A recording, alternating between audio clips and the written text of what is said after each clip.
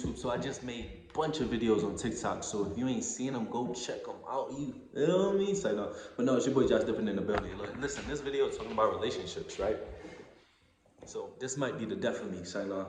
So I hate relationships. Like I don't hate relationships. I'm capping. You know what I'm saying? I don't do relationships though. So you know what I'm saying? Obviously, I have been in relationships before. How many, one, two, three. I don't know how many relationships I've been in.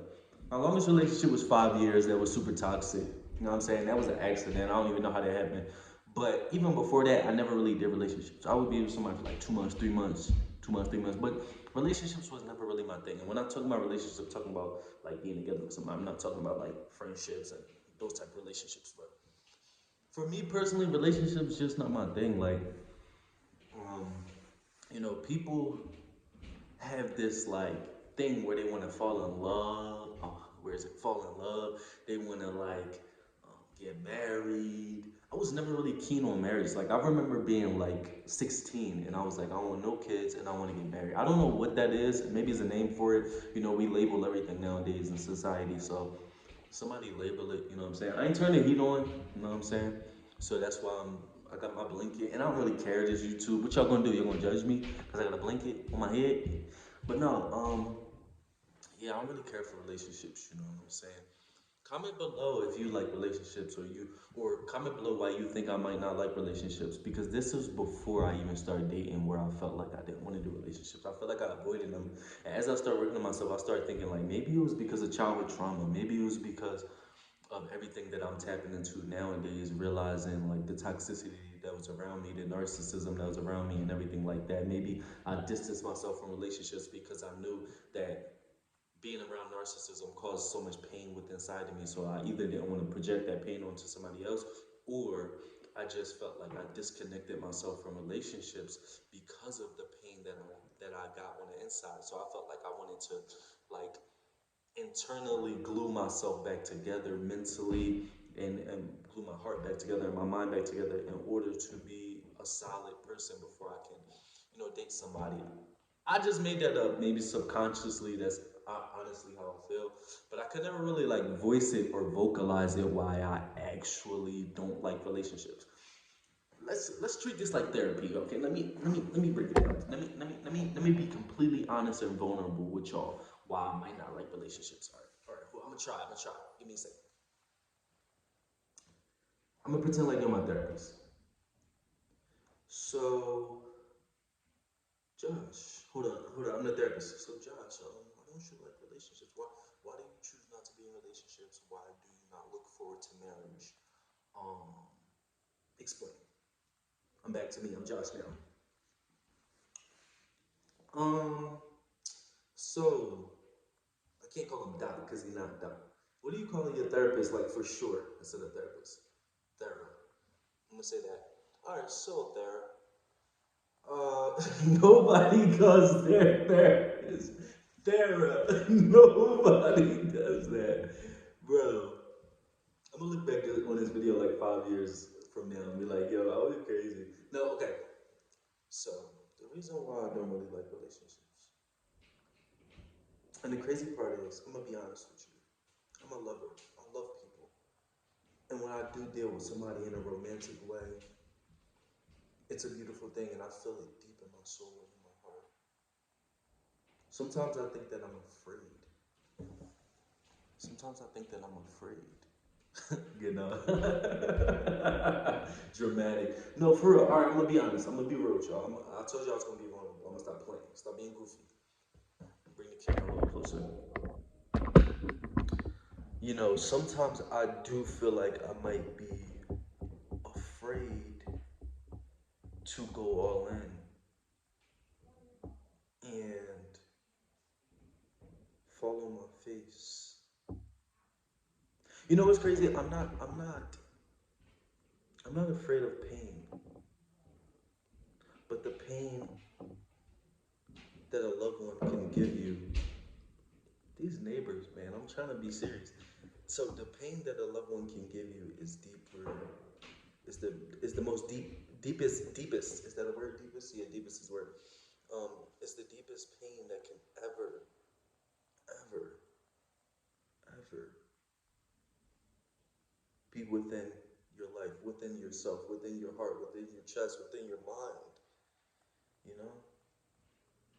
But if you honestly ask me, why do I avoid marriage? Why do I feel like I don't want to be in relationships?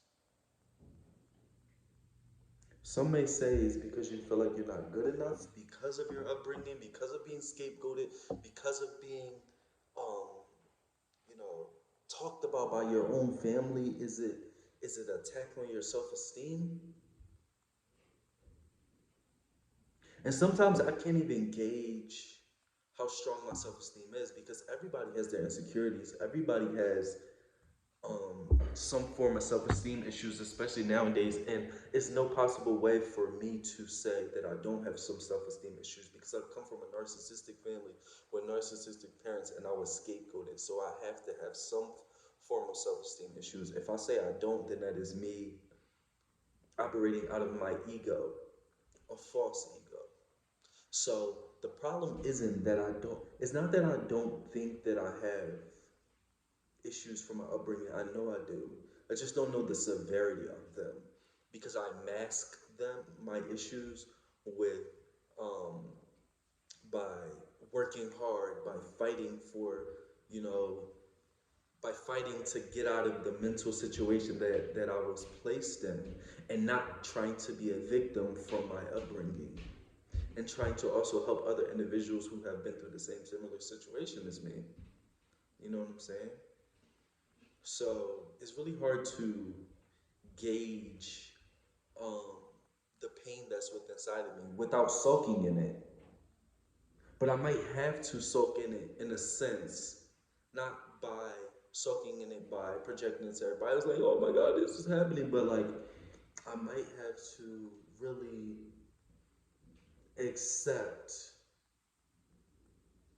the pain that I've endured 100% in order to gauge how much pain I actually have, in order to gauge how damaged my um, self-esteem actually is.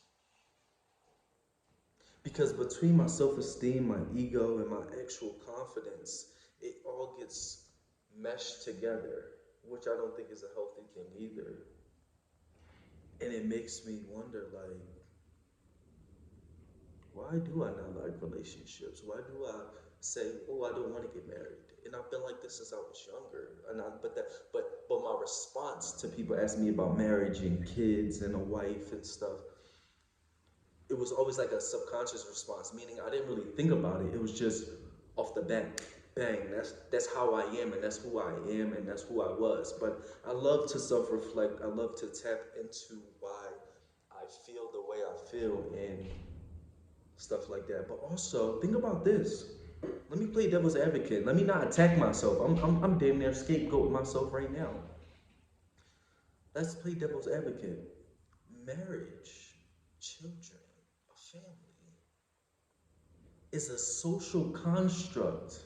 And what I mean by that is everybody does the same thing, such as go to school and then they talk about going to college and then X, Y, and Z. All those type of things are social constructs. So if you want to play devil's advocate, getting married and having a family and doing those things that everybody does, the Instagram photos, the pictures, the family pictures, everything like that, it is a social construct. So maybe because subconsciously I always knew that I was a truth teller, not to the severity of a truth teller as I've become now. No, I'm not cutting myself, that's for my job. Um, Maybe not to the severity of it I am now, but maybe I always internally fully knew who I was and who I was going to become in a sense, and I'm still tapping into that. It's like I'm opening the present. Maybe that's what it comes from. Maybe it comes from the fact that subconsciously I knew that it was a social construct that did not, it went against me internally who I am authentically. And I'm not with social constructs. I don't like social constructs. And that specific social construct is something that I'm not very excited by, so I don't gravitate. I'm trying to use all these big words. I don't, marriage is not my forte. because I know that it comes with a lot of pain, struggle, that sometimes it's like, is it worth it? Because it's one of those things like, if, you know what I'm saying, if you go to the store, right, and you buy some now and laters, you know you're buying now and laters, but some of them now and laters could be stale. Some of them could, a mice could have got in and ate it and stuff like that. But 9 times out of 10, if you check the package and stuff like that, it might be not, it might be fine, but you don't really never know that. It still could be messed up on the inside. It could have been a defect from the factory. So marriage is the same way. If anything, it is more difficult because, like I said, you get with that person, you don't know what's on the inside of that person. You know who that person truly is, no matter how much they put on the front before y'all get married. So I think that is where my fear comes from. I won't sit here and lie. Yes, I do have a fear of marrying somebody and then not working out. Yes, I do have a fear of having children with somebody and we don't stay together. So maybe that's where it comes from as well. I don't know. But even at this point, 10 years later, from being 16, I still feel like I don't really care for marriage. I love people. I love to love people. I love to feel like I'm in love. But marriage, children, not really my thing. Maybe I'll revisit this in some years. Maybe in my 30s, and then I'll determine whether I want to get married or not. But maybe I'll fall in love with somebody. Maybe they'll fall in love with me. Maybe love isn't real. Maybe the only love we honestly have is God. Maybe we're out here searching for love and expecting somebody to love us on the same level or at least close enough for us to be a companion. But in reality, we should just love God. And all the other relationships, if they happen, they happen. But at the end of the day, the only love you really need is God. Okay, that was good. That was good. Subscribe to the channel. I think that was a very dope session here. Thanks, Thera. My therapist, his name is Thera. Y'all my therapist, you feel what I'm saying? It's your boy Joshdifferent. Subscribe to the channel. I'm different, you different, we different, baby. Subscribe.